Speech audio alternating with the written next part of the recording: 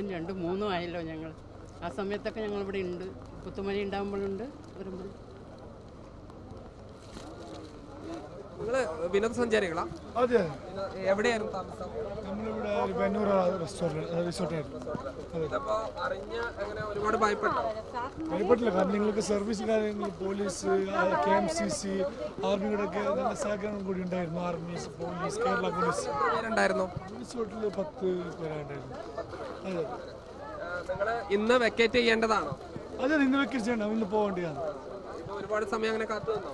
ഇല്ലില്ല, നിങ്ങൾ സർവീസ് കാരണം എല്ലാവരും നല്ല സഹകരണം കാരണം എല്ലാവരും ഒന്നിച്ച് നിന്നു. അതിൻ്റെ സഹകരണം കാരണം എല്ലാം നല്ലതുപോലെ പോയി. ഓക്കെ, എന്തായാലും താങ്ക് യു. വീട്ടിൽ നിന്ന് വരിക?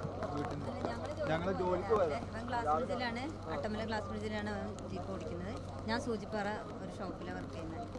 നിങ്ങൾ ഇതിനപ്പുറത്താണ് വർക്ക് ചെയ്യുന്നത്? അതെ.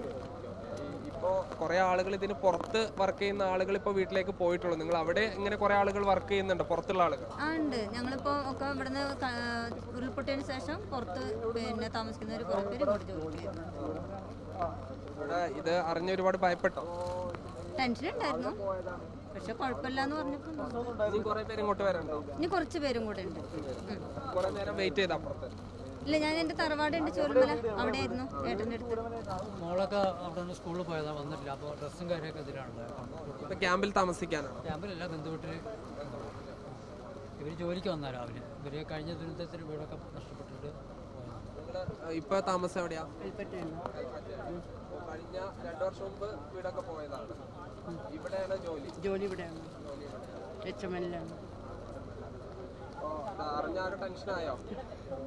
ഒന്നും രണ്ടും മൂന്നും ആയല്ലോ ഞങ്ങൾ. ആ സമയത്തൊക്കെ ഞങ്ങളിവിടെ ഉണ്ട്.